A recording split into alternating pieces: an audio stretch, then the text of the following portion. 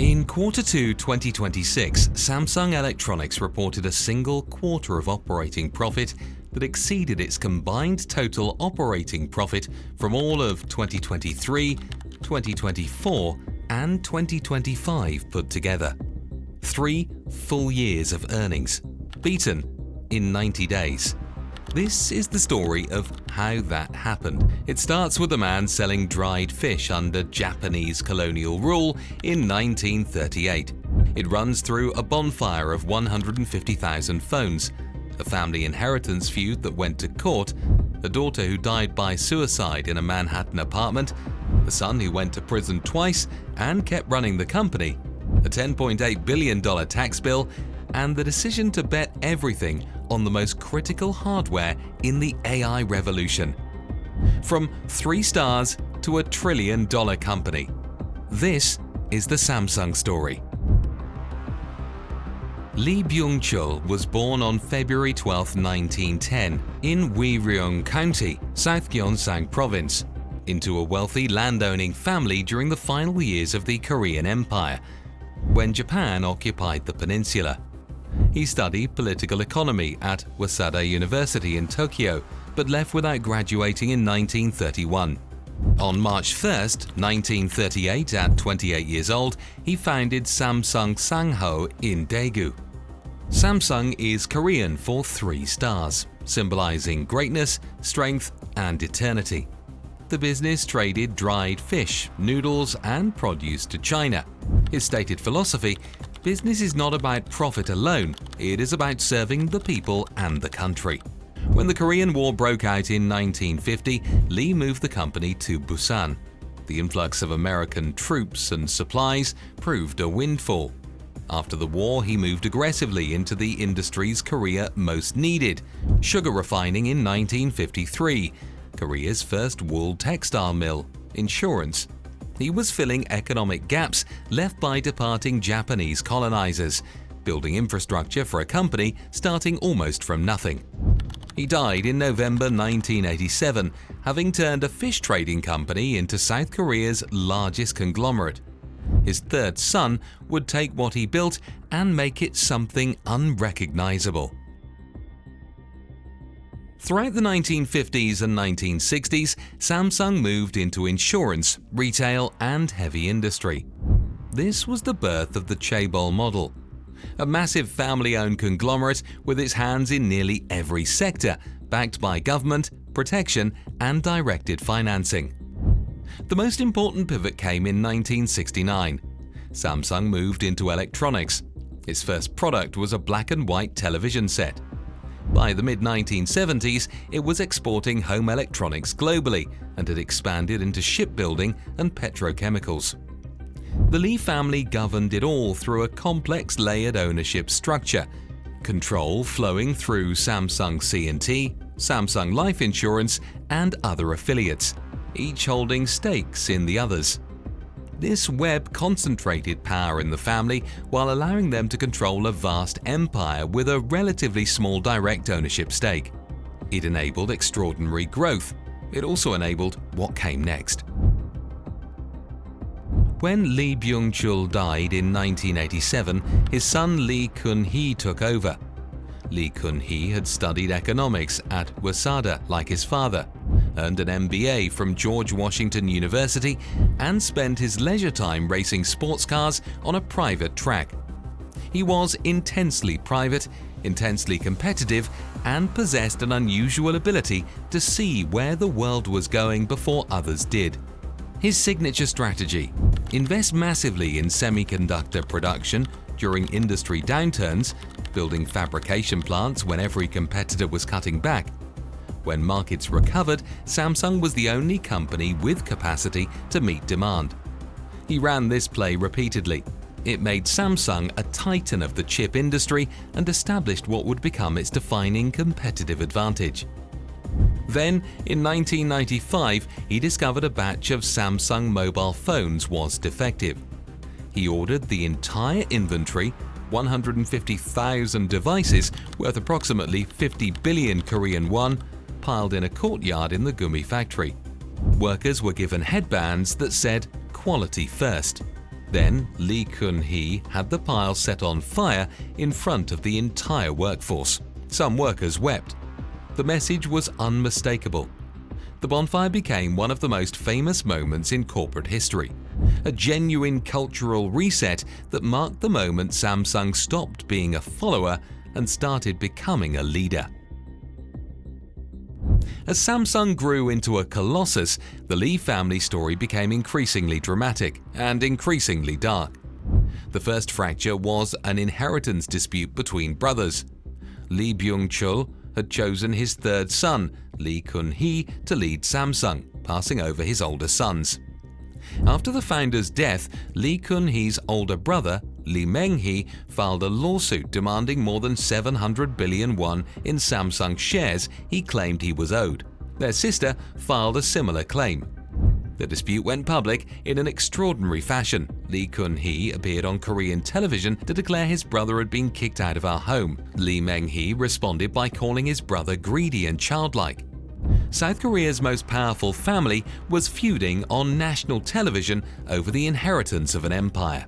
Then came a private tragedy. On November 18, 2005, Lee Yoon-hyung, the youngest daughter of Lee Kun-hee, 26 years old, studying arts management at New York University, was found dead in her Manhattan apartment. She had run a personal website called Pretty Yoon-hyung that described what it was like to grow up as a daughter of the family that ran South Korea. She shared her father's passion for fast cars and was being groomed to help run Samsung's cultural foundation.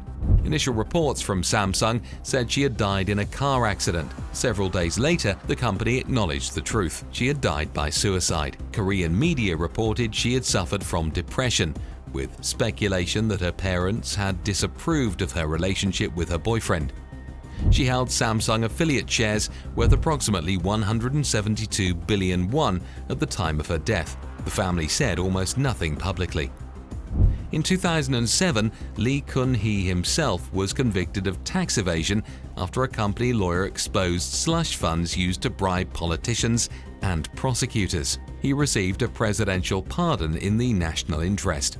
He suffered a heart attack in 2014 that left him incapacitated. He died in October 2020. South Korea's wealthiest individual with an estate valued at approximately 26 trillion won. South Korea's inheritance tax is 50%, the second highest in the world. The family faced a tax bill exceeding 12 trillion won, approximately $10.8 billion, one of the largest inheritance tax bills in global history. To pay it, they sold billions in shares, pledged more as collateral for loans, and donated Lee Kun-hee's vast private art collection to the state. Over 23,000 works, including pieces by Monet and Picasso. His son and designated heir, Lee Jae-young, was arrested in 2017, convicted of bribing a government official to secure a merger that would consolidate his control over the empire. Imprisoned, released, convicted again on appeal, and ultimately received a presidential pardon in 2022 on the grounds that as a key businessman, he was needed to help the country battle a national economic crisis. He has continued running Samsung through all of it. While the family drama unfolded, Samsung was fighting its most public commercial battle. When Apple launched the iPhone in 2007, Samsung was simultaneously Apple's most important component supplier, making screens, chips, and memory for the iPhone, and its fiercest competitor with the Galaxy line. Apple sued Samsung for patent infringement in 2011. Samsung paid hundreds of millions in damages. Neither company slowed down. Samsung eventually surpassed Apple to become the world's largest smartphone manufacturer by volume, pushing aggressively on AMOLED display technology and flooding the market with devices at every price point. The rivalry forced both companies to innovate faster than either would have alone. Foldable phones, advanced camera systems, and display technology all accelerated because of the competition. The scale of what Samsung has built in consumer electronics is worth stating plainly. As of 2025, Samsung is the world's largest smartphone manufacturer by shipments, shipping approximately 223 million units annually and holding around 20% of the global market. It has been the #1 television brand in the world for 19 consecutive years. It is the global leader in home appliances, including refrigerators and washing machines. It is the largest memory chip producer on Earth by revenue. No other company on the planet is simultaneously #1 in all 4 of those categories. This is what the chaebol model, the diversified, vertically integrated conglomerate backed by family control, actually built. Today, Samsung is fighting its most important battle since the semiconductor gamble of the 1980s. The AI boom runs on memory chips, and Samsung is one of 3 companies that can produce them at scale. But it faced a serious challenge. Its high-bandwidth memory packaging had quality problems that prevented it from qualifying as an NVIDIA supplier for a prolonged period, allowing competitor SK hynix to establish a dominant lead. This was not a minor setback.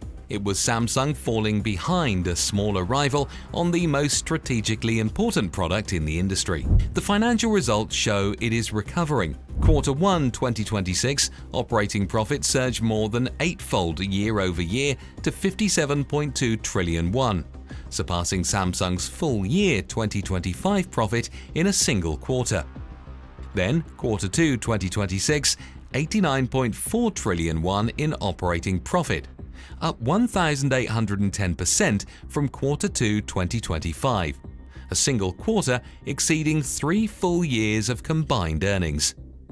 Full year 2025 revenue was 333.6 trillion won, approximately $230 billion. The company crossed $1 trillion market capitalization in May 2026, becoming the second Asian company to do so after TSMC.